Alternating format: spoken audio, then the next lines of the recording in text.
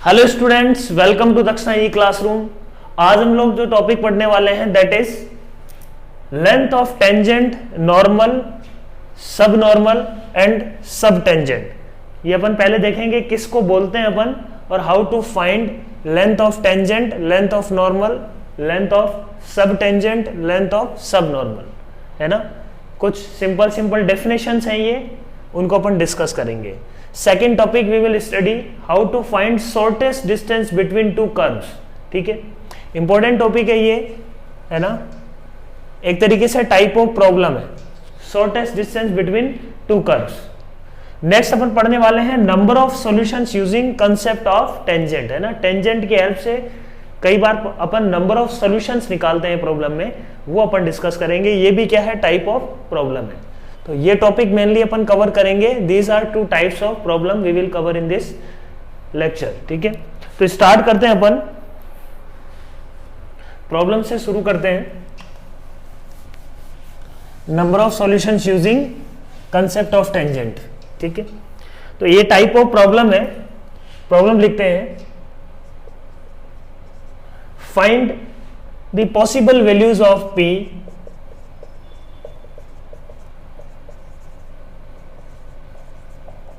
P for which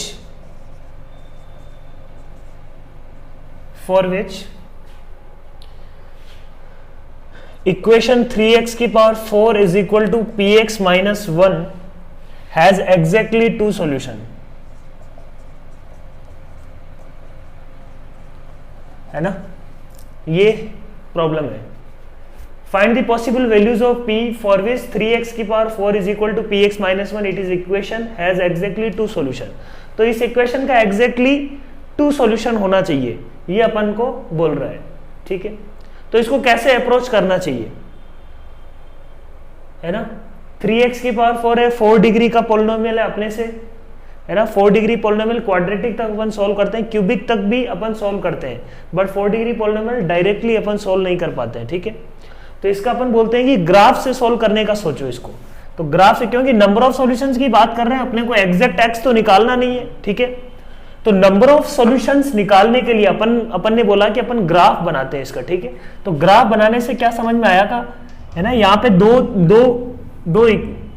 दो side है इसकी, इसको मान लेते हैं अपन, मान लो एफ एक्स है, ये मान लो जी एक्स है। तो एक तरीके से f x is equal to g x होना चाहिए। तो अपन बोल रहे हैं कि यदि f x equal to g x अपने को सॉल्व करना है, तो अपन ने क्या बनाया, y equal to f x का अलग ग्राफ बना लिया और y equal to g x का अलग ग्राफ बना लिया। और देख लेंगे कि ये दोनों कर्व के कितने पॉइंट ऑफ इंटरसेक्शन है। जितने पॉइंट ऑफ इंटरसेक्शन होंगे वो उतने ही क्या होंगे, नंबर ऑफ सॉल्यूशंस होंगे। समझ में आ रही बात। तो सबसे पहले मैंने ग्राफ बनाया किसका, y इक्वल टू 3x की पावर 4 का, है ना। उसके बाद में ग्राफ बनाता हूं y equal to px minus 1 का। ठीक है, तो 3x की पावर 4 का बच्चों ग्राफ कैसा होगा, देखो 3x की पावर 4 का ग्राफ क्या होगा, x इक्वल टू 0 पे मिनिमा और ऐसा कुछ ग्राफ। यदि y equal to px minus 1 को मैं ऑब्जर्व करूं तो क्या है, x इज इक्वल टू 0 पे माइनस 1। तो ये पॉइंट क्या है, x इज इक्वल टू 0 पे माइनस 1। तो 0, माइनस 1 से निकलने वाली क्या है, एक स्ट्रेट लाइन है। तो ये स्ट्रेट लाइन है, कोई स्ट्रेट लाइन। अब इससे निकलने वाली बहुत सारी स्ट्रेट लाइन हो सकती थी, है ना। अब ये कितने सॉल्यूशन होंगे वो किस बात पे डिपेंड करेगा कि ये लाइन इसको कितने पॉइंट ऑफ इंटरसेक्शन है, इस लाइन के कितने पॉइंट ऑफ इंटरसेक्शन है इस कर्व के साथ। ये क्या होगा, यहां पे 1 पॉइंट ऑफ इंटरसेक्शन, जैसे ही लाइन इसके इधर आएगी तो 2 पॉइंट ऑफ इंटरसेक्शन शुरू हो जाएंगे। कहां तक होंगे, है ना। ये लाइन जब यहां आ जाएगी, है ना, इसके बीच में कोई भी लाइन लेंगे अपन, है ना, इन दोनों के बीच में कोई भी लाइन लेंगे तो नंबर ऑफ इंटरसेक्शन अपन बोल सकते हैं कितने होंगे, एग्जैक्टली 2। ठीक है, तो फंडा क्लियर है अपने को, है ना। फंडा क्लियर है कि जो लाइन की स्लोप है, P क्या है, इस लाइन की स्लोप, तो लाइन की स्लोप इन दोनों के बीच में होनी चाहिए। करेक्ट बात बोलो, समझ में आ रहा है। जैसे ही लाइन इधर होगी तो 2 पॉइंट ऑफ इंटरसेक्शन आने लग जाएंगे। तो अपन बोलते हैं कि अपन एक्सट्रीम केस निकाल देते हैं कब ये लाइन इस पे टेंजेंट है। ठीक है, तो एक अपन ने टॉपिक पढ़ा था टेंजेंट फ्रॉम एक्सटर्नल पॉइंट, वही है ये 0, -1 से ये पॉइंट अपन निकाल लेते हैं। ये पॉइंट को मान लेते हैं P is equal to let से है ना, t1 कोमा इसको मान लेते हैं t कोमा 3t की पावर 4, है ना। तो टेंजेंट फ्रॉम एक्सटर्नल पॉइंट से इसको सॉल्व कर देंगे अपन, क्विकली सॉल्व करते हैं अपन। तो एक तो ये पॉइंट इस कर्व के ऊपर होगा, पहली कंडीशन वो यूज कर चुके हैं अपन, तो अपने को t तो निकालना है अपने को। तो अपन ये बोलते हैं कि अच्छा 3t की power 4 t comma 3 p point पे इस पे टेंजेंट की इक्वेशन लिखते हैं, उसको पास करवा देंगे किससे, 0 कोमा -1 से, वहां से t की वैल्यू मिल जाएगी। तो टेंजेंट की इक्वेशन एट p, है ना, equation of tangent to this curve y equal to 3x की पावर 4 8 पॉइंट, है ना, 8 पॉइंट p, ये लिखते हैं अपन। वो पास करेगा किससे, 0 कोमा -1 से, ठीक है। तो लिखते हैं ये y माइनस 3t की power 4 is equal to, differentiation इसका क्या हो जाएगा, 12t क्यूब, है ना, dy by d x into x minus t. This is equation of tangent 8 point p to the curve y equal to 3x की power 4। समझ में आ रही बात। अब ये पॉइंट क्या है, ये जो लाइन है ना, इस लाइन को पास करवा देते हैं किससे, 0 कोमा -1 से। तो ये इक्वेशन ऑफ टेंजेंट है, ये पास कर हो जाएगी किससे, 0 कोमा -1 से। पास करवा दो, वहां से क्या मिल जाएगा बच्चों, t। 0 कोमा -1 से पास करवा दिया, y की वैल्यू क्या है, -1 माइनस 3t की power 4 is equal to 12t cube, x की जगह 0 रखा तो अंदर बच गया -t।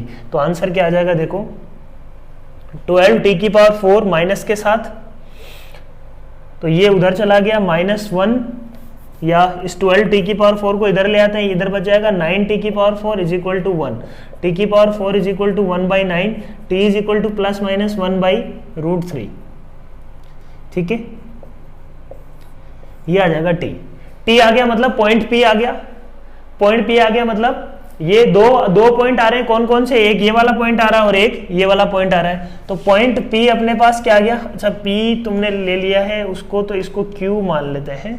तो पॉइंट Q अपने पास क्या आ गया बच्चों, Q पॉइंट आ गया 1/√3 कोमा 3t की पावर 4, 3 इंटू 1/√3 की पावर 4, तो t की पावर 4 क्या, 1/9। तो Q पॉइंट क्या आ जाएगा बच्चों, 1/√3 कोमा ये आ जाएगा 1/3। तो ये Q पॉइंट, इसको मैं Q डेस नाम दे देता हूं। तो Q डेस क्या आएगा बच्चों, Q डेस विल बी -1/√3 कोमा 3t की पावर 4, y की वैल्यू तो वहां पे सेम आएगी, दैट विल बी 1/3।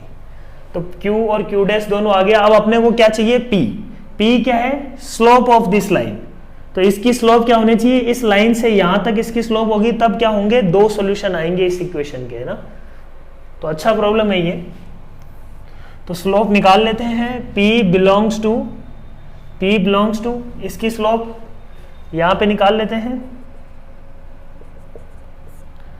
तो 1/3 + 1 इसकी स्लोप, इस लाइन की स्लोप क्या आ जाएगी, 1/3 + 1 अपॉन 1/√3 - 0, ठीक बात। तो ये क्या हो जाएगा, 4/3 इंटू √3, तो क्या आ जाएगा 4/√3। स्लोप इसकी क्या आ जाएगी, 4/√3। ये पॉइंट पता है, ये पॉइंट पता है, स्लोप आ गई 4/√3, है ना। अच्छा ये माइनस के साथ होगा, ये माइनस के साथ होगा, तो ये माइनस आ जाएगा, ये माइनस आ जाएगा, माइनस आ जाएगा, है ना। ये -1/√3 है, तो -1/√3 कोमा 1/3, ये पॉइंट क्या है, 1/√3 कोमा 1/3, ठीक है। तो यहां से भी, यहां से माइनस की जगह प्लस आ जाएगा। तो स्लोप क्या आ जाएगी बच्चों, स्लोप यहां से यहां तक, तो P बिलोंग्स टू अपने पास क्या आ गया, 4/√3 ओपन टू -4/√3 ओपन टू 4/√3।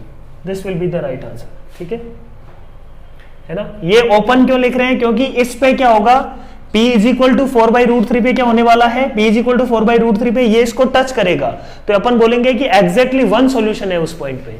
ठीक है, समझ में आ गया ये। नेक्स्ट प्रॉब्लम लिखते हैं इसी टाइप का। नेक्स्ट प्रॉब्लम,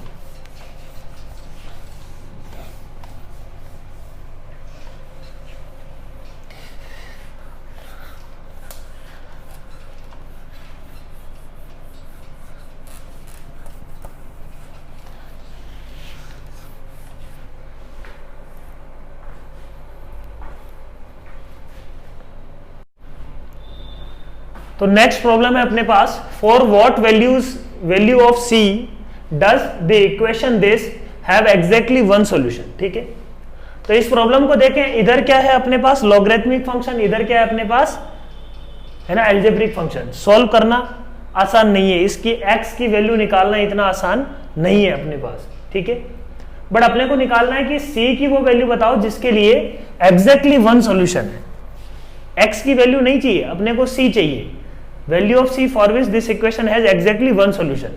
तो वो अपन कैसे करेंगे, अपन बोलते हैं कि ग्राफ बनाओ इन दोनों का, ln x का ग्राफ है ना, ln x का ग्राफ बना लेते हैं अपन, y equal to ln x का ग्राफ ये आ गया। ठीक, cx स्क्वायर का ग्राफ, तो cx स्क्वायर का ग्राफ किस पे डिपेंड करेगा बच्चों, c पे डिपेंड करेगा। तो एक दो केस ले लेते हैं, यदि c पॉजिटिव हुआ, if c is greater than 0, first case अपन लेते हैं, if c is greater than 0, c यदि पॉजिटिव हुआ तो ग्राफ ऐसा कुछ अपन ये इसी सिचुएशन की बात कर रहे हैं क्या, बोलो, ये इसको टच करता हुआ ऐसे निकल जाए, तभी एग्जैक्टली वन सॉल्यूशन होगा। बोलो सही है बात, है ना। इस पे इसका मतलब क्या है, इस पॉइंट पे इसका क्या है, कॉमन टेंजेंट, है ना। अपन ने कॉमन टेंजेंट वाला जो फंडा पढ़ा था वो अपन यहां पे लगा सकते हैं। ठीक है, तो ये बात बोल रहा है कि cx स्क्वायर और ln x का कोई दोनों एक दूसरे को एग्जैक्टली वन सॉल्यूशन कब हो सकता है, जब ये दोनों एक दूसरे को टच करे इस पॉइंट पे, that is the only way. अब मान लो c नेगेटिव है, ये तो अपन ने क्या बात किया, c ग्रेटर देन 0 का, है ना। c यदि नेगेटिव हुआ तब क्या पॉसिबिलिटी बन सकती है क्या, ये चेक कर रहे हैं अपन। c यदि नेगेटिव हुआ मतलब ग्राफ क्या आएगा, ऐसा कुछ आएगा क्या, बोलो, है ना, कहीं ना कहीं इसको कट कर रहा होगा वो। तो ये यदि पॉइंट की बात करें, अब ये इसको वापस कट नहीं करेगा, तो if c is less than 0 तो एग्जैक्टली वन सॉल्यूशन आ ही रहा है, कोई दिक्कत ही नहीं है उसमें। समझ में आ रही बात, if c is less than 0 तो हमेशा क्या है, एग्जैक्टली वन सॉल्यूशन, तो c negative is always true, कोई दिक्कत नहीं है। बात करते हैं c इक्वल टू 0 पे, c इक्वल टू 0 पे क्या है, c इक्वल टू 0 पे ये लाइन बन जाएगी y equal to 0, ln x equal to 0, मतलब ये वाला पॉइंट। तो c less than equal to 0 दोनों, है ना, c लेस देन 0 और c इक्वल टू 0 दोनों इसके सॉल्यूशन होंगे। तो अपन ने एक तो देख लिया, c less than 0 this is always true, c equal to 0 पे भी ऑलवेज ट्रू, क्योंकि इक्वल टू 0 पे क्या कंडीशन बनने वाली है कि ये लाइन इसको ऐसे कट कर रही है। ठीक है बात, y इक्वल टू 0 लाइन इसको एक जगह कट करेगी, ln x इक्वल टू 0 मतलब x इज इक्वल टू 1। ठीक बात, तो ये दोनों आएगा। अब c पॉजिटिव का अपन डिस्कशन कर लेते हैं। ठीक है,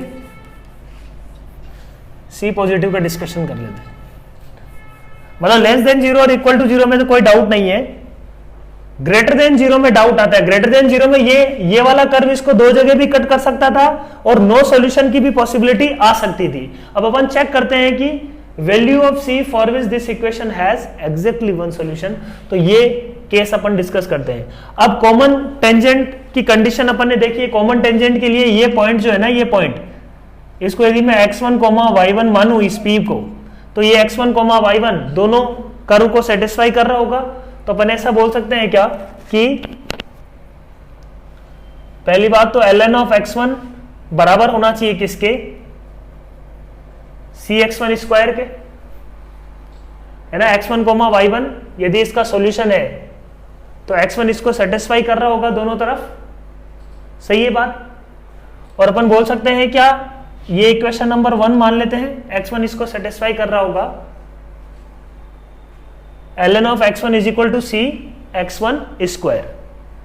यहां पे एक इक्वेशन मिली है, वेरिएबल कितने अपने पास, x1 है, c है और y1 है ना, 3 वेरिएबल है। अब अपने को निकालना है c, ठीक है, अपने को निकालना है c। तो अपन बोल सकते हैं क्या कि dy by d x on curve c1 है ना, c1 मान लेते हैं, यहां पे कर्व 1 अपन ने नाम दे दिया, let say curve 1 is equal to है y equal to ln x, और कर्व 2 मान लेते हैं y is equal to c x square, ठीक है, ये 2 कर्व है। तो dy by d x at c1, dy by d x c1 curve पे at point x1 y1 must be equal to dy by d x, ये x1 y1 ही होगा 0.8c2, दोनों dy by d x क्या आना चाहिए same. तो first का dy by d x निकाला, दैट इज 1 बाई एक्स, तो दैट इज 1 बाई x1।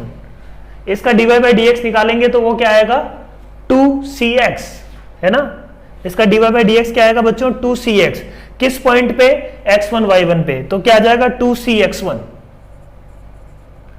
समझ में आ रही है क्या बात, बोलो। तो यहां से क्या आ गया बच्चों, यहां से अपने पास आ गया x1 square is equal to 1/2c। तो x1 और c में दूसरी कंडीशन, तो x1 स्क्वायर की जगह अपन क्या लिख सकते हैं 1/2c। Equation number 1 and equation number 2 से अपन क्या कर सकते हैं, देखो ln of x1 is equal to x1 square की वैल्यू रख देते हैं 1/2c, तो यहां से c से c कैंसिल हो गया, x1 की वैल्यू क्या आ जाएगी बच्चों e to the power half. समझ में आ रही है क्या बात, बोलो। ln x1 is equal to half, तो x1 is equal to e to the power half, x1 आ गया तो मतलब अपना कहानी मिल गया। अपने को क्या निकालना था c, तो देखो c क्या निकल के आ रहा है, c इज इक्वल टू क्या हो जाएगा 1/2 x1 square, c is equal to 1/2 x1 square, x1 square x1 है e to the power half का स्क्वायर, तो आंसर क्या आ जाएगा 1/2e।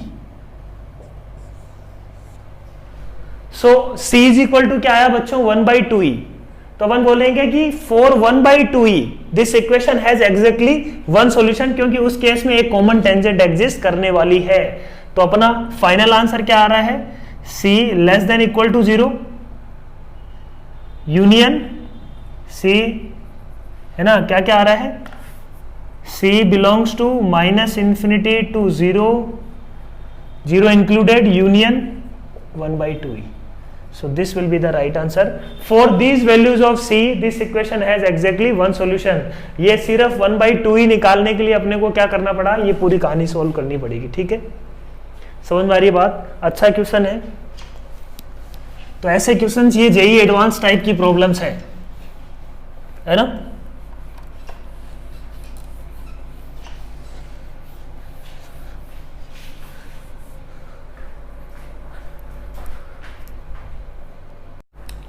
नेक्स्ट प्रॉब्लम लेते हैं उसी कंसेप्ट पे।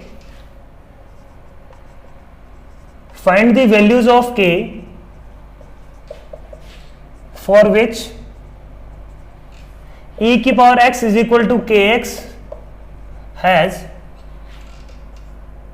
नो सॉल्यूशन, है ना, this equation has no solution. Second, exactly one solution. Third, exactly 2 solutions।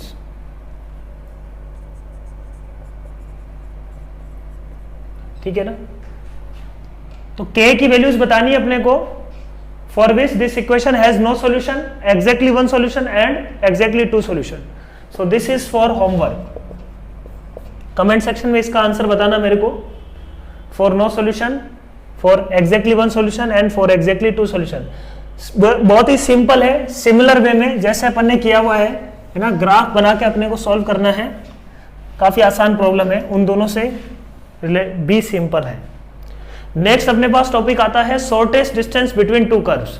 तो शॉर्टेस्ट डिस्टेंस की जब भी अपन बात करते हैं, इसका मतलब अपने दिमाग में आना चाहिए क्या, अच्छा 2 कर्व दिए हुए हैं, यदि 2 कर्व इंटरसेक्टिंग है तो शॉर्टेस्ट डिस्टेंस क्या आ जाएगी 0, है ना। If they are not intersecting तब डिस्कशन आता है कि अच्छा शॉर्टेस्ट डिस्टेंस क्या आएगी।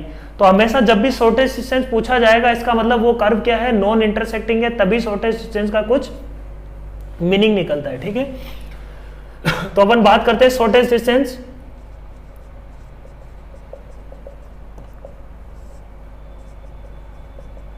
Between two curves. तो टाइप ऑफ प्रॉब्लम है ये, इफ दे आर इंटरसेक्टिंग,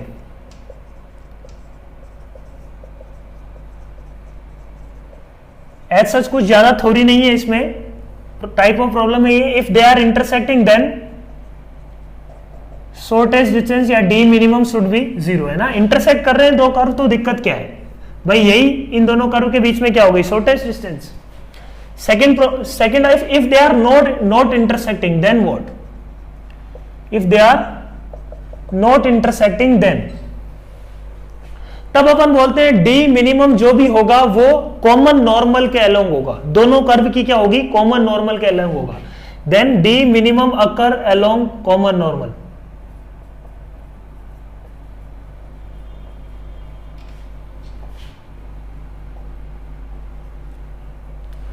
मतलब डी मिनिमम किसके अलोंग होगा, कॉमन नॉर्मल के अलोंग होगा। उस कर्व पे भी एक ऐसी लाइन जो दोनों कर्व पे क्या हो, नॉर्मल। कैसे, देखो मान लो ये एक इलिप्स है, ये एक दूसरा कर्व है, ठीक है। तो हम बोलते हैं कि shortest distance between these two curves. तो शॉर्टेस्ट डिस्टेंस की बात करें, ये नहीं होगी, ये नहीं होगी, कहां पे होगी, अपने को ये बस इंट्यूशन से भी समझ में आ रहा है कि शॉर्टेस्ट डिस्टेंस जो भी आएगी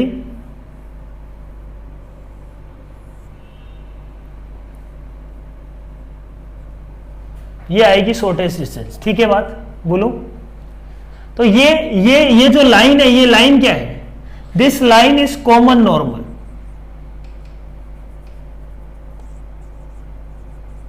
तो अपन ने जो लास्ट क्लास में फंडा पढ़ा है कॉमन टेंजेंट का, कॉमन नॉर्मल का, उस फंडे का यहां यूज होगा।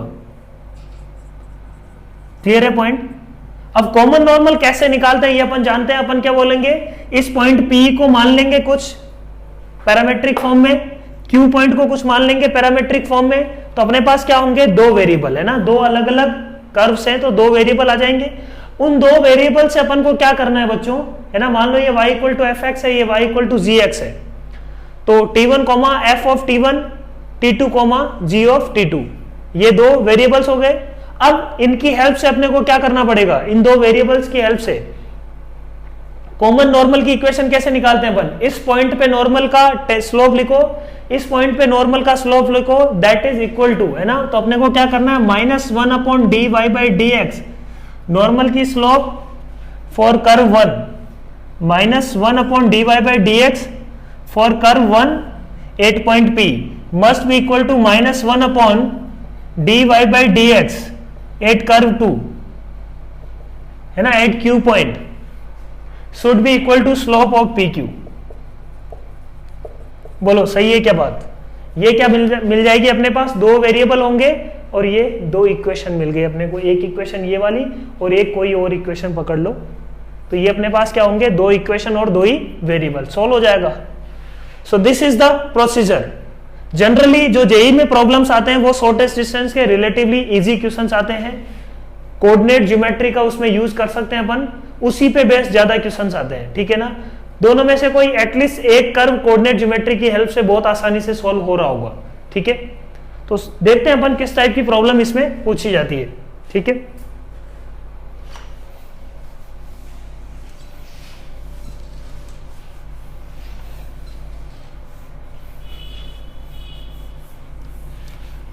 तो प्रॉब्लम लिखो,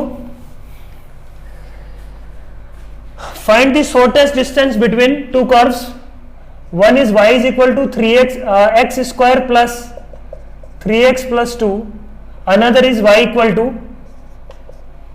x माइनस 2, ठीक है। Find the shortest distance between these two curves. तो ये दो कर्व है, एक अपने को समझ में आ रहा है, एक क्या है पैराबोला है, दूसरा क्या है लाइन है। तो दोनों कर्व का इक्वेशन लिख लेते हैं अपन, दोनों कर्व को ड्रॉ करते हैं। ये क्या है, इसका रूट क्या है, -1 और -2। तो -1 -2 रूट के साथ ये एक पैराबोला, x इक्वल टू 0 पे 2, दूसरा y equal to x minus 2 क्या है, एक लाइन। लाइन इसके साथ इंटरसेक्टिंग नहीं है, कैसे चेक करेंगे? इन दोनों को सॉल्व करो, उसका डी क्या आएगा? नेगेटिव। देखो x square plus 3x plus 2 is equal to क्या है? x minus 2। सोल्व कर लेते हैं इन दोनों को। इन दोनों को सॉल्व किया तो देखो अपने पास क्या आ रहा है? X square plus 2x plus 4 is equal to 0, है ना। इस इक्वेशन का डी क्या है बच्चों? नेगेटिव। इसका मतलब ये लाइन इसको इंटरसेक्ट नहीं कर रही, ठीक बात बोलो, है ना। ये लाइन इसको इंटरसेक्ट नहीं कर रही, तो कुछ ना कुछ शॉर्टेज डिस्टेंस आएगा। तो ये लाइन कैसी है? x इज इक्वल टू 0 पे -2, ऐसी कुछ लाइन है, ठीक है बात। तो अपन यदि बात करें कॉमन नॉर्मल की, है ना, ऐसा कुछ ये कर्व है,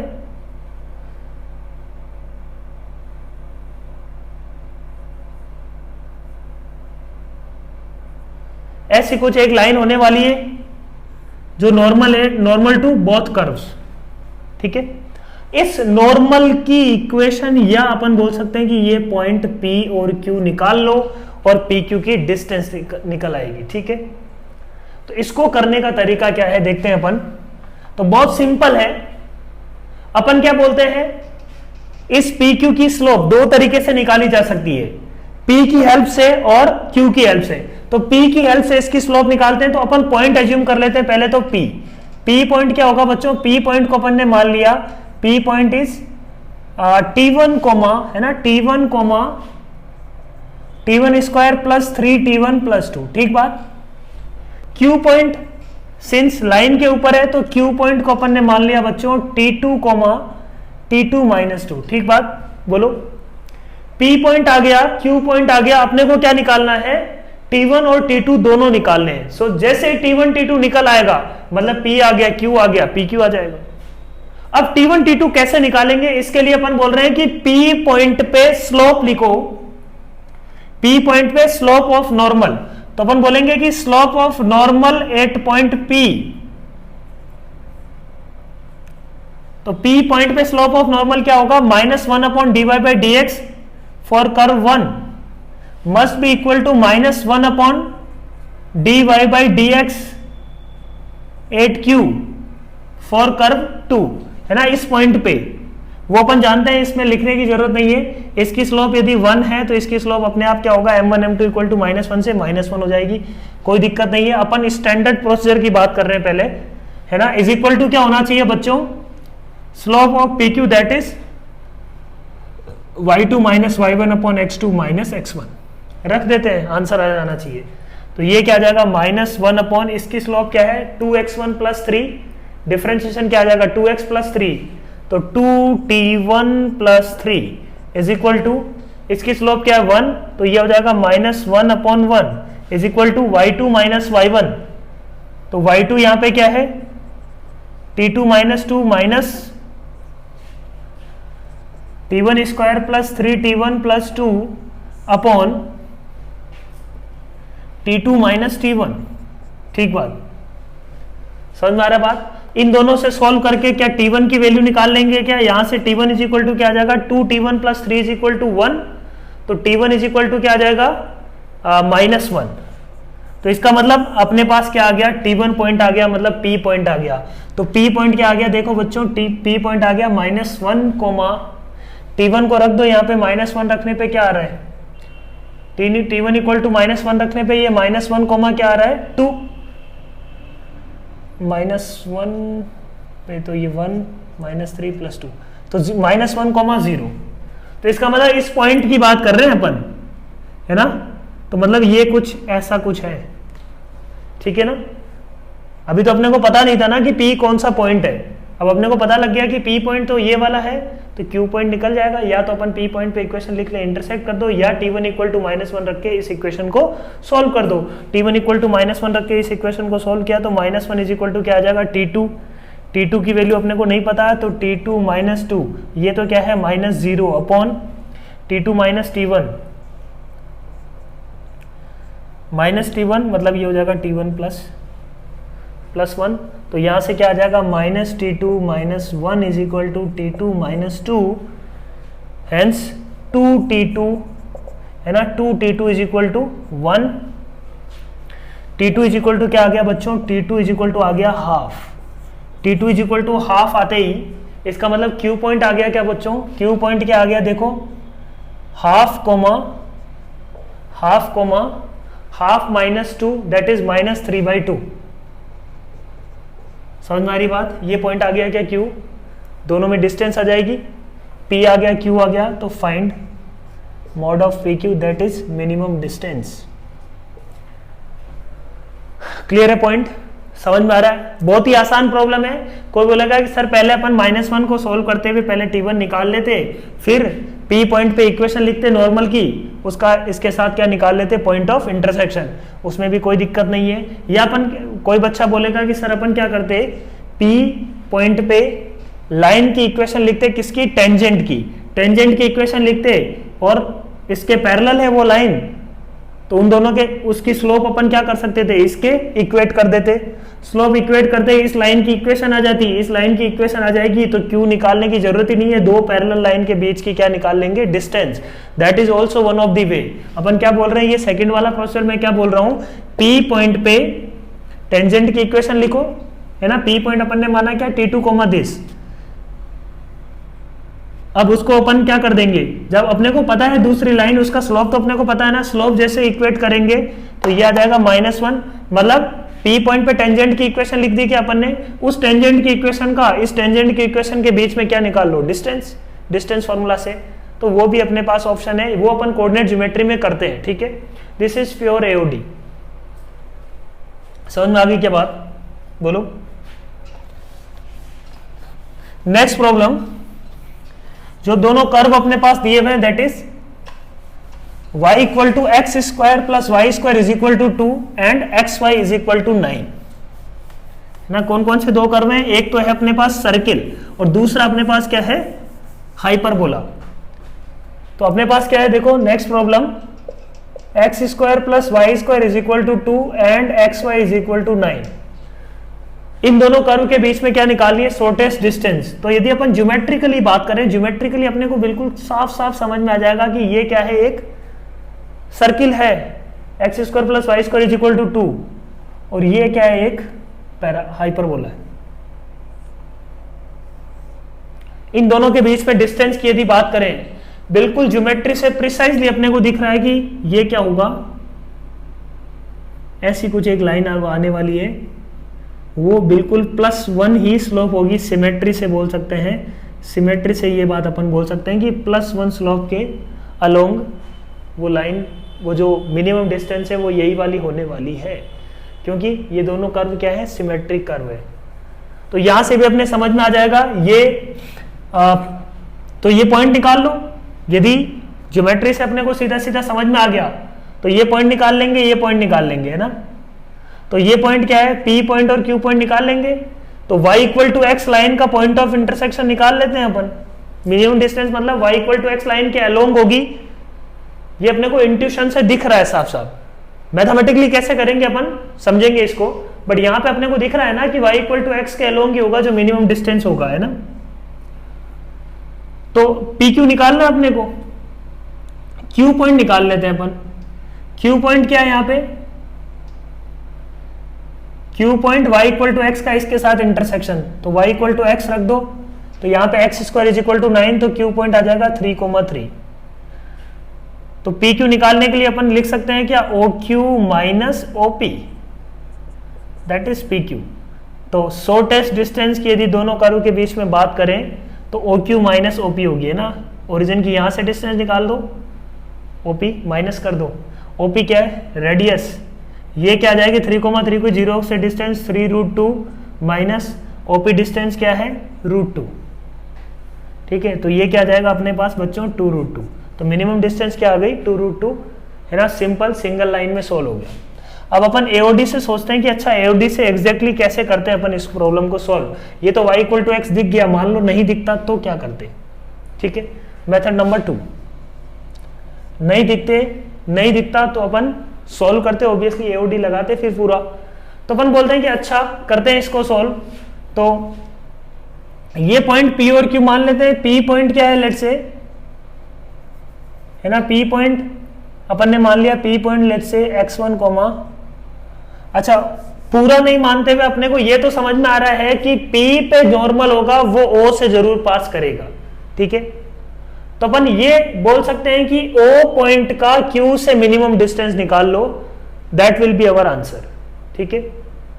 तो अपन ये बोल सकते हैं कि O से पास करने वाली एक लाइन इस कर्व पे नॉर्मल कब होगी, क्योंकि अपने को पता है कि सर्किल के ऊपर तो कोई भी लाइन होगी, यदि नॉर्मल है तो नॉर्मल हमेशा सेंटर से पास करता है। तो सेंटर से पास करने वाली एक लाइन किस पे नॉर्मल हो जाए, हाइपरबोला पे भी नॉर्मल हो जाए, बस यही अपना आंसर है। तो अपन बोल सकते हैं कि एक लाइन है, इसको मान लेते हैं OA, OA is normal to hyperbola XY equal to 9। तो ये लाइन इसको मान लेते हैं y equal to mx, OA को क्या मान लेते हैं y इक्वल टू mx, या अपन बोल सकते हैं कि Q पॉइंट पे dy बाई dx निकाल लो, वो भी कर सकते हैं अपन। y इज इक्वल टू क्या अपने पास 9 बाई एक्स, तो Q पॉइंट अपने को पता नहीं है अभी, Q पॉइंट अपन ने मान लिया 3t, 3/t मान लेते हैं, कोई दिक्कत नहीं है। XY क्या आ रहा है 9, इसका पैरामेट्रिक पॉइंट होता है, थोड़ा आसान होता है। और x1, 9/x1 भी तुम मान सकते हो, कोई दिक्कत नहीं, ठीक है। तो नॉर्मल 8 पॉइंट क्यों लिखे, नॉर्मल क्या होगा, नॉर्मल की इक्वेशन होगी, उसको 0 0 से पास करवा देंगे। तो नॉर्मल की इक्वेशन लिखते हैं, नॉर्मल की इक्वेशन क्या हो जाएगी बच्चों, थॉट प्रोसेस क्या है, Q पे मैंने नॉर्मल लिखा, उसको 0 0 से पास करवा देते हैं, क्योंकि अपने को पता है कि P पे जो नॉर्मल होगा वो 0 0 से पास करेगा ही, क्योंकि सर्किल है, ठीक है। तो Q पॉइंट पे नॉर्मल यदि देखें तो Q पॉइंट पे नॉर्मल हो जाएगा y minus 3/t is equal to, इसका डिफरेंशिएशन हो जाएगा -9/x²। तो x की वैल्यू क्या है यहाँ पे 3t, पर अपने को नॉर्मल की इक्वेशन लिखनी है, तो y डैश अपने पास क्या है, y डैश है -9/x², ठीक बात। तो -1/y डैश क्या होगा, नॉर्मल की इक्वेशन क्या हो जाएगी x²/9, ठीक बात। तो x² x क्या है 3t, तो ये हो जाएगा 9t²/9, ठीक है। x माइनस 3t, इसको पास करवा देते हैं बच्चों 0,0 से, इसको पास करवा देते हैं 0,0 से, 0,0 रख देते हैं, ये आ जाएगा -3/t is equal to t² minus 3t। तो t³ is equal to 1, hence t is equal to 1। t is equal to 1 रखते ही देखो स्लोप क्या आ रहा है, t इज इक्वल टू 1 रखते ही स्लोप क्या आ रहा है 1, है ना। स्लोप अपने पास क्या है, यही तो स्लोप है ना, यही तो स्लोप है। तो स्लोप ऑफ नॉर्मल अपने पास क्या थी 9t²/9, this is slope of normal -1/m। तो ये क्या आ जाएगा बच्चों, देखो t इज इक्वल टू 1 रखते ही 1 आ गई। तो अपन ने ये प्रूफ कर दिया कि जिस नॉर्मल का अपन डिस्कशन कर रहे हैं, है ना, O पॉइंट से पास करने वाली एक लाइन इस पे नॉर्मल कब होगी, when slope of the normal will be 1। Clear है पॉइंट। तो अब तो डिस्टेंस आ जाएगी OQ minus OP। So this is another way from AOD। तो इस टाइप की प्रॉब्लम इसमें पूछी जाती है, ठीक है।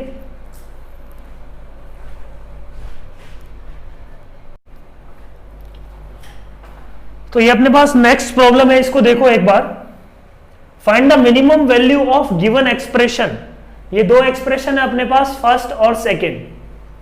यहां पे ये बोल रहा है कि x1 x2 r पैरामीटर, यहां पे ये बोल रहा है theta and T R parameter. तो इनको एक बार देखो, है ना, एक बार 1 मिनट के लिए सोचो कि इन प्रॉब्लम को कैसे अटेम्प्ट करें। ये x2 है ना,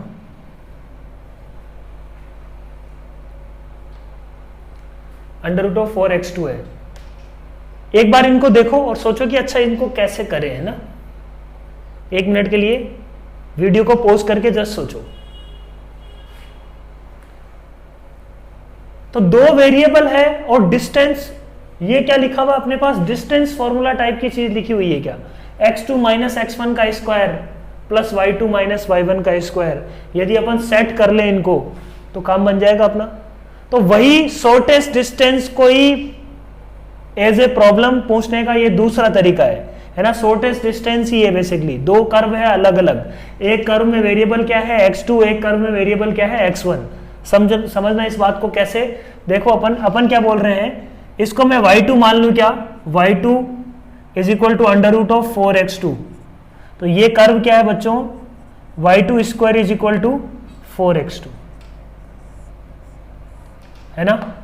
इसको मैं y1 मान लूं, क्या है ना, इसको मैं y2 माइनस y1 का नाम दे देता हूं, x2 माइनस x1 का square plus y2 minus y1 का स्क्वायर, है ना। इसको y1 मानता हूं तो ये क्या होगा, y1 is equal to x1 plus 1। तो ये y square is equal to 4x curve है, तो ये क्या है, y equal to 1 plus x या x प्लस 1। तो अपन ऐसा बोल सकते हैं क्या कि यहां पे दो कर्व है अपने पास, एक कर्व पे पॉइंट क्या है, एक कर्व पे पॉइंट है x2 y2, ठीक बात, और दूसरे कर्व पे पॉइंट है x1 y1। x1 y1 satisfy कर रहा है इस कर्व को, और x2 y2 सेटिस्फाई कर रहा है इस कर्व को। तो इन दोनों के बीच में क्या निकालनी है अपने को, मिनिमम डिस्टेंस ही तो निकालनी है। इसका मिनिमम वैल्यू निकालने का मतलब क्या है, इनका मिनिमम डिस्टेंस निकालना। जैसे इसका मिनिमम डिस्टेंस क्या होगा, under root of y2 minus y1 का square plus x2 minus x1 का स्क्वायर का मिनिमम वैल्यू। उसका मिनिमम वैल्यू है क्या, basically distance between these two curves का मिनिमम वैल्यू। समझ में आ रही है बात। आगे ये प्रॉब्लम बन जाएगा, ये खुद से करना क्या अपन को करना है, बट ये समझ में आ रहा है कि इस प्रॉब्लम को अपन ने इस फॉर्म में कैसे लेके आए, ठीक है। सिमिलर वे में इस प्रॉब्लम को देखते हैं। यहाँ पे थीटा और टी पैरामीटर है, दो वेरिएबल है ना। पहले तो ये अपने को हिंट लगना चाहिए, अच्छा दो वेरिएबल है, इसका मिनिमम वैल्यू निकालेंगे कैसे, है ना। तो ये इसका मतलब क्या है, पैरामेट्रिक फॉर्म में दिया हुआ है अपने को। x क्या है, x1 x2 माइनस x1 का स्क्वायर में मानू, और उसको मैं मान लेता हूं y2 माइनस y1 का स्क्वायर। तो एक तरीके से अपने पास x2 क्या है, x2 है √2 कोस थीटा, और y2 को देखें तो y2 क्या है, √2 sine theta.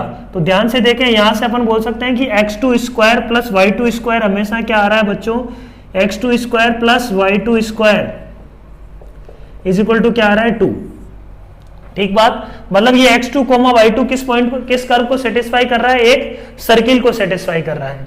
Similarly t 9/t से भी समझ में आ रहा होगा, x1 को मैंने लिया t और y1 को मैंने लिया मान लो 9/t। तो अपन ये बोल सकते हैं t को गायब करने पे x1 y1 is equal to क्या आ रहा है, 9। तो अपन ये बोल सकते हैं कि ये क्या लिखा हुआ है अल्टीमेटली, इन दोनों कर्व के बीच में मिनिमम डिस्टेंस, यही बात कर रहे हैं, इन दोनों कर्व के बीच में मिनिमम डिस्टेंस। तो ये एक पूछने का एक तरीके से दूसरा वे है, एक इसी प्रॉब्लम को शॉर्टेस्ट डिस्टेंस को पूछने का एक दूसरा तरीका है, ठीक है। आगे ये प्रॉब्लम तो अपन ने सॉल्व करी है, तो ये प्रॉब्लम और वो प्रॉब्लम सेम ही है, but the way we are asking is different, ठीक है। तो ये अपन बात कर रहे थे, ठीक है। नेक्स्ट अपने पास आता है length of tangent, length of normal, length of sub tangent and length of sub normal. तो काफी सिंपल सा टॉपिक है, जेई के लिए बहुत ज्यादा इंपॉर्टेंट नहीं है sub tangent sub normal, but हाँ डेफिनेशन है अपने को याद रखनी चाहिए, है ना, फायदा है, याद रखनी चाहिए अपने को। तो कौन सा टॉपिक क्या है अपने पास, length of tangent, length of normal, length of sub tangent and sub normal. Definition है, देख लेते हैं किसको बोलेंगे अपन बोलते हैं कि अच्छा इन सब का डेफिनेशन की बात करें अपन, एक कर्व है, उस पर किसी पॉइंट पे P लिया अपन ने। जब भी ये पूछा जाएगा length of normal, length of tangent, length of sub normal, सब टेंजेंट, अपने को क्या गिवन होगा बच्चों, एक कर्व दिया हुआ होगा और एक कर्व के किसी पॉइंट का डिस्कशन हो रहा होगा, है ना। एक कर्व के किसी पॉइंट P को मैं मान लेता हूं x, y, इस पॉइंट पे अपने को क्या निकालना होगा, length of tangent, length of sub tangent और लेंथ ऑफ सब नॉर्मल। तो देखते हैं अपन, डिस्कशन करते हैं। अपन क्या बोलते हैं, लेंथ ऑफ टेंजेंट क्या है बच्चों, ये जो पीएम लेंथ है, या इसको पीटी मान लेता हूं, ये जो पीटी लेंथ है, इस पीटी लेंथ को क्या बोल देते हैं, लेंथ ऑफ टेंजेंट, है ना। ये जो टेंजेंट है ना, equation of tangent x axis को जिस पॉइंट पे इंटरसेक्ट कर रही है, तो इस पीटी लेंथ को अपन बोल देते हैं लेंथ ऑफ टेंजेंट। समझ में आ रही बात, लेंथ ऑफ टेंजेंट डेफिनेशन है ये।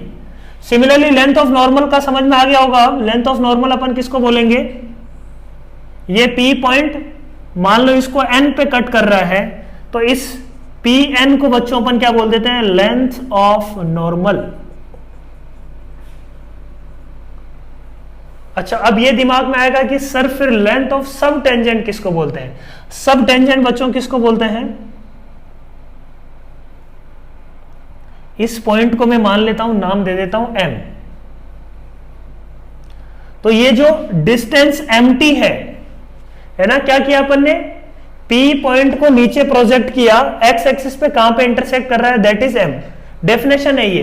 तो इस दिस है ना एम टी, है ना, this m t is what, length of, है ना, टी से निकाल रहे हैं तो length of sub tangent. Definition हो गई है इसकी। और एम एन क्या हो जाएगी बच्चों, ये डिस्टेंस एम एन क्या हो गई, लेंथ ऑफ सब नॉर्मल। बस इतना सा सिंपल सा है। इसके कुछ फॉर्मूले हैं जो अपन अभी देख लेंगे, ठीक है। डेफिनेशन समझ में आई क्या, यही याद रहना चाहिए अपने को अच्छे से। सब लेंथ ऑफ टेंजेंट अपन किसको बोलते हैं, पीटी को। लेंथ ऑफ नॉर्मल किसको बोलते हैं अपन, पी एन को, है ना, जो नॉर्मल एक्स एक्सिस पे इंटरसेक्ट कर रहा है, और जो पी पॉइंट जहां पे अपन नॉर्मल बना रहे हैं, उन दोनों को ज्वाइन करने वाला जो लाइन सेगमेंट है, उसका जो डिस्टेंस है, उसका जो लेंथ है, उस लेंथ को अपन क्या बोलते हैं, this distance p n is called length of normal, this PT is called length of tangent, है ना। अब पी पॉइंट को एक्स एक्सिस पे प्रोजेक्ट किया है, वाई एक्सिस पे नहीं कर रहे हैं अपन, किस पे कर रहे हैं बच्चों, एक्स एक्सिस पे प्रोजेक्ट कर रहे हैं। तो एक्स एक्सिस पे प्रोजेक्ट करने पे, है ना, इस लेंथ ऑफ टेंजेंट का एक्स एक्सिस पे जो प्रोजेक्शन है, इसको अपन बोलते हैं projection of length of tangent on x axis is called length of sub tangent. Projection of length of normal on x axis is called length of sub normal. ये definition है। अब निकालेंगे कैसे, बहुत ही सिंपल है, ट्रिग्नोमेट्री का काफी सिंपल सी प्रॉब्लम है ये। अपन बोलते हैं ये एंगल मान लेते हैं थीटा, तो टेन थीटा क्या होगा बच्चों, ये अगर थीटा मानता हूं तो टेन थीटा क्या होगा, वाई डैश 8 पॉइंट पी बोल सकते हैं क्या, बोलो, वाई डैश 8 पॉइंट पी बोल सकते हैं, बोलो, d y by d x 8 point p, क्योंकि ये क्या है, टेंजेंट है, टेंजेंट का एक्स एक्सिस के साथ जो थीटा बन रहा है वही तो स्लोप होती है। तो स्लोप ऑफ दिस कर्व या slope of this line, tangent की स्लोप क्या होती है, d y by d x 8 point p, ठीक है, d y by d x 8 point p, tan theta निकल गया। अब टेन थीटा पर पता है अपने को, और इस ट्राइंगल में एक वैल्यू पता है क्या अपने को, वाई, ये थीटा है तो ये 90 है, तो ये 90 माइनस थीटा हो गया, तो ये एंगल भी क्या हो गया बच्चों, थीटा। अब y की हेल्प से और y डैश की हेल्प से अपन को पूरा pt pn mt mn सब निकालना है। किन दो की हेल्प से, किसकी टर्म्स में निकालना है बच्चों, y और y डैश की टर्म्स में। क्योंकि यदि पॉइंट दिया हुआ है अपने को, है ना, ये कर्व है, मान लो y equal to f of x, तो यदि पॉइंट दिया हुआ है मतलब ये क्या है, x coma F of x है पॉइंट, या x कोमा y है। अब y पता है अपने को, वो पॉइंट दिया हुआ है तो y पता है, और y डैश अपन निकाल सकते हैं उस पॉइंट पे। तो y और y डैश दोनों गिवन है, इनकी टर्म्स में pt pn mt mn सब निकालना है। तो सबसे पहले अपन निकालते हैं pt, निकाल लें क्या, अपन बोलेंगे कि pt sine theta is equal to क्या होना चाहिए, y, है ना, ये डिस्टेंस है pt, तो pt cos थीटा तो ये आएगा, pt साइन थीटा क्या आएगा, y is equal to y, pt sine theta is equal to y, है ना, d y by d x 8p, इसको मैंने मान लो y डैश ही नाम दे दिया अपन ने, है ना, y डैश का मतलब ही वही है। pt sine theta is equal to y, तो यहां से बच्चों pt इज इक्वल टू क्या आ रहा है बच्चों, pt आ रहा है y अपॉन साइन थीटा, है ना, या y cosec theta, y cosec theta को अपन लिख सकते हैं अंडर रूट ऑफ, है ना, टेन थीटा में जाना चाह रहे हैं अपन, टेन थीटा में इसको लिख दिया अपन ने y कोसेक थीटा। अपन जानते हैं 1 plus cot square theta is cosec square theta, 1 plus cot square theta is cosec square theta. तो ये क्या हो जाएगा बच्चों, y under root 1 plus cot square theta, क्योंकि अपने को क्या पता है, टेन थीटा पता है, तो टेन थीटा की टर्म्स में निकालना है, 1/1 प्लस टेन स्क्वायर थीटा। ठीक बात। अब टेन स्क्वायर थीटा की वैल्यू रख दो बच्चों, टेन स्क्वायर थीटा की वैल्यू रखा तो 1 प्लस 1 ये क्या आ जाएगा वाई डैश का स्क्वायर, तो answer will be y upon mod of या y अपॉन वाई डैश। जब लेंथ की बात कर रहे हैं तो लास्ट में मोड ले लेंगे, under root of 1 plus y dash का square. So this is PT। समझ में आ रही है क्या बात। Similarly we can find, PT निकल गया क्या, ऐसे अपन PN निकाल सकते हैं। अपन बोलेंगे कि PN cos theta is equal to y। अच्छा, लेंथ ऑफ सब टेंजेंट पहले अपन निकालते हैं, length of sub normal, length of sub normal PN cos theta क्या होगा y, है ना, PN cos theta is equal to क्या होना चाहिए y। ठीक बात बोलो, बहुत ही सिंपल है ये चीजें, है ना। तो Pn इज इक्वल टू क्या आ जाएगा y upon y sec theta, y sec theta को अपन क्या लिख सकते हैं, y under root 1 plus tan square theta. बोलो सही है क्या बात। इसको अपन क्या लिख सकते हैं बच्चों, y under root 1 plus y dash square, खत्म बात, है ना। दिस इज Pn निकल आया y under root 1 plus y dash square.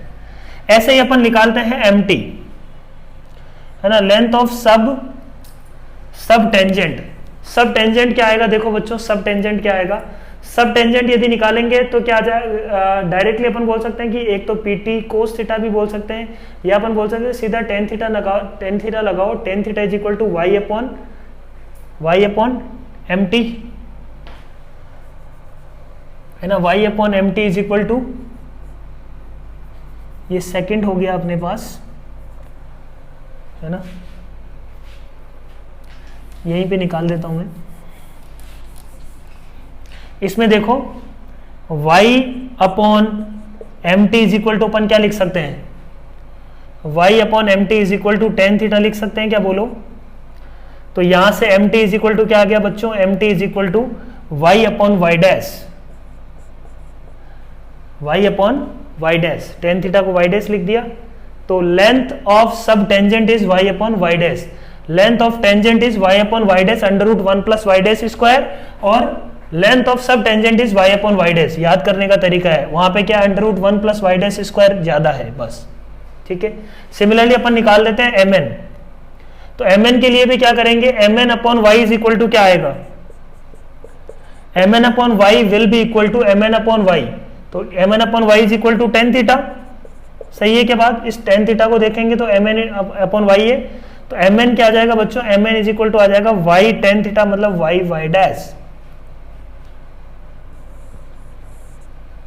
ठीक है। सो दिस इज द आंसर। यहां पे क्या आ रहा है देखो, ये y अपॉन वाई डैश आ रहा है, ये y वाई डैश आ रहा है, ये क्या आ रहा है y upon y dash under root 1 plus y dash square, ये क्या आ रहा है y under root 1 plus y dash square. तो एक बार फॉर्मूले अपन साइड में लिख देते हैं सारे एक साथ, अब इन पे बेस्ड प्रॉब्लम्स कर लेंगे। तो सिंपल सी थ्योरी है, लेंथ ऑफ टेंजेंट क्या आ रहा है, y by y dash under root 1 plus y dash square. इसको करने में कोई बहुत ज्यादा टाइम नहीं लगेगा, है ना, याद रहेंगे तो अच्छी बात है। लेंथ ऑफ नॉर्मल क्या आ रहा है बच्चों, लेंथ ऑफ नॉर्मल आ जाएगा, लेंथ ऑफ नॉर्मल देखो y under root 1 plus y dash square. बोलो सही है क्या बात। Length of sub tangent, length of sub tangent क्या आया, y अपॉन y डैश, ठीक है। लेंथ ऑफ सब नॉर्मल क्या आ रहा है, y y डैश, ठीक है। So these are formula for sub tangent, sub normal and tangent, length of tangent and length of normal. तो इन पे बेस्ड कुछ प्रॉब्लम्स लिख लेते हैं अपन quickly. So this is theory,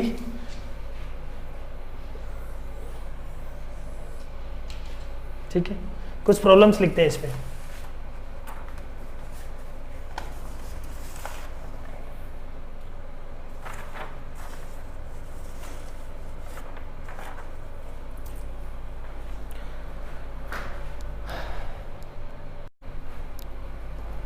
तो देखो अपने पास 3 प्रॉब्लम है based on this theory. Find all the lengths for the curve x y is equal to 4 8 1, 4 है ना, ये चारों लेंथ अपने को निकालनी है। तो अपने पास कर्व क्या है बच्चों, एक्स वाई इक्वल टू 4। इस कर्व पे अपने को लेंथ ऑफ टेंजेंट निकालनी है, लेंथ ऑफ नॉर्मल निकालनी है at point p, for point p 1, 4। तो अपन यदि बात करें, ये कर्व है अपने पास 1, 4 की बात करें तो 1, 4 पे ये तो क्या हो गई है ना, ये पॉइंट P है, ये मान लो T है। तो पॉइंट P की यदि बात करें तो PT क्या है, लेंथ ऑफ टेंजेंट हो जाएगी। ये नॉर्मल यदि बात करें तो बच्चों PN क्या हो जाएगा, लेंथ ऑफ नॉर्मल हो जाएगा। ये यदि 1, 4 है, ये पॉइंट क्या होगा, ये 1, 0। तो अपन बोलेंगे इस पॉइंट को मैं M मान लेता हूं, तो MT क्या हो जाएगा, लेंथ ऑफ टेंजेंट हो जाएगा। MN क्या हो जाएगा, लेंथ ऑफ MT क्या हो जाएगा, लेंथ ऑफ सब टेंजेंट, है ना, ये सब आ जाएगा। और MN पे भी क्या है, सब नॉर्मल। यही स्टोरी है।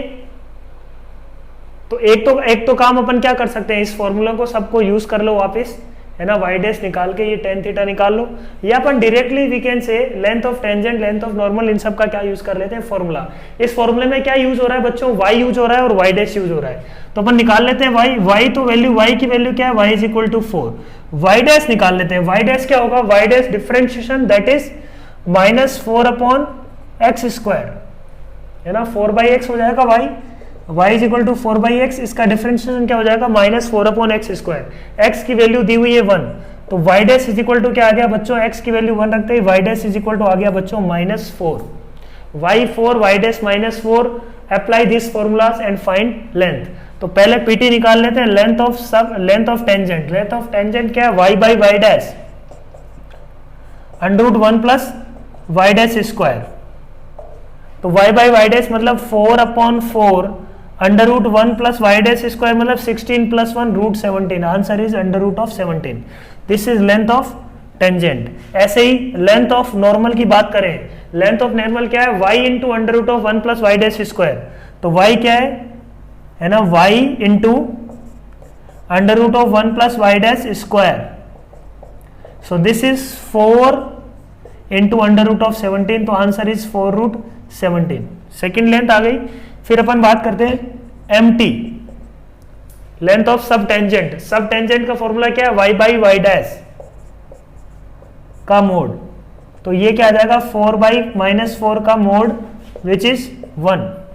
ऐसे अपन बात करते हैं MN, length of sub normal. Sub normal क्या है, y y डैश का मोड। मोड क्या है, अपन मोड क्यों ले रहे हैं, अपन लेंथ की बात कर रहे हैं बच्चों, है ना, लेंथ की बात कर रहे हैं। Answer is 16। So these are all lengths. तो आसान है, once you know the formula या अपन थ्योरी यदि अपने को पता है तो ये तो काम करना बहुत आसान है ना।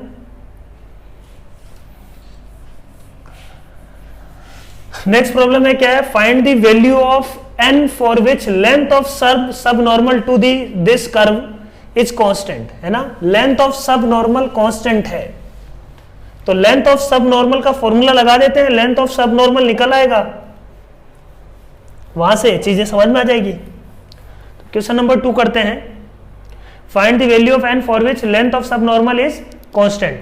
तो लेंथ ऑफ सब नॉर्मल निकालते हैं। लेंथ ऑफ सब नॉर्मल क्या है, y y डैश। इसका मतलब मोड y y डैश क्या दिया हुआ अपने को बच्चों, कांस्टेंट, ठीक है ना। तो y y की वैल्यू अपन किसी पॉइंट पे देखे है ना, हर x के लिए बात कर रहा है वो, तो अपन कोई पॉइंट p मान लेते हैं, p let p is equal to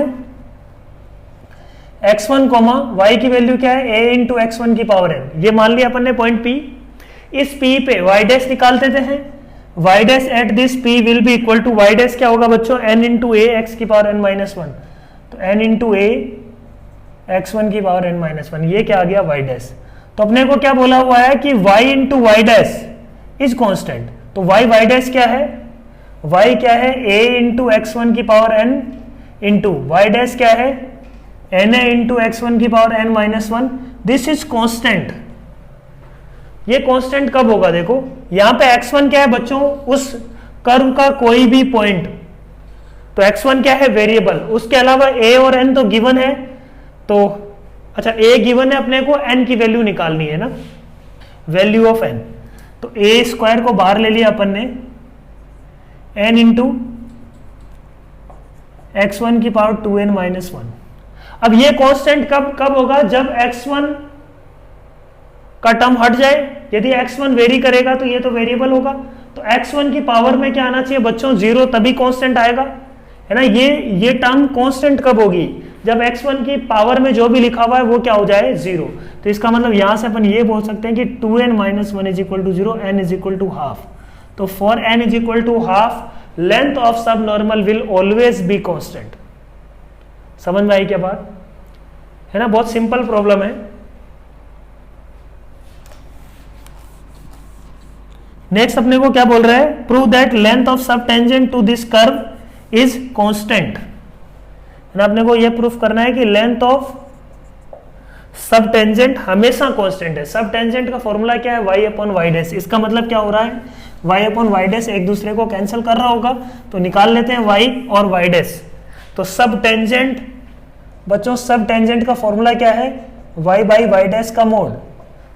तो कोई पॉइंट ले लेते हैं अपन इस कर्व पे y is equal to b into e की पावर x बाई ए है, कोई पॉइंट P लिया अपन ने, P को मान लिया अपन ने x1 coma b into e की पावर x1 बाई ए, ठीक बात बोलो। y डैश क्या आ जाएगा बच्चों, y डैश, ये तो y हो गया, y डैश की बात करें तो इसका डिफरेंशिएशन, तो y डैश निकाल लेते हैं अपन, y dash for this curve is b into e की पावर x बाई ए का डिफरेंशिएशन तो यही होगा, फिर x बाई ए का डिफरेंशिएशन हो जाएगा 1 बाई ए, तो y dash eight point x1 y1, तो y dash is equal to आ जाएगा, है ना, y dash at x1 y dash at p variable point पे, ठीक, ये गई बात। अब y बाई वाई डैश देखना है, तो अपने को ये प्रूफ करना है कि ये क्या है, कांस्टेंट है, प्रूफ करना है इस बार।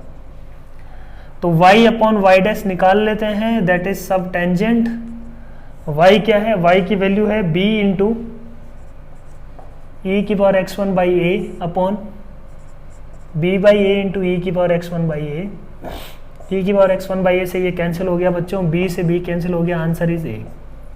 तो सब टेंजेंट की लेंथ क्या आ रही है बच्चों, कांस्टेंट आ रही है a। तो यही ऐसे ही कुछ प्रॉब्लम्स इसमें एग्जिस्ट करते हैं, तो काफी सिंपल प्रॉब्लम्स होते हैं, length of sub tangent, sub normal और लेंथ ऑफ टेंजेंट में काफी सिंपल प्रॉब्लम्स होते हैं। तो आई होप चीजें समझ में आई होगी। Thank you very much.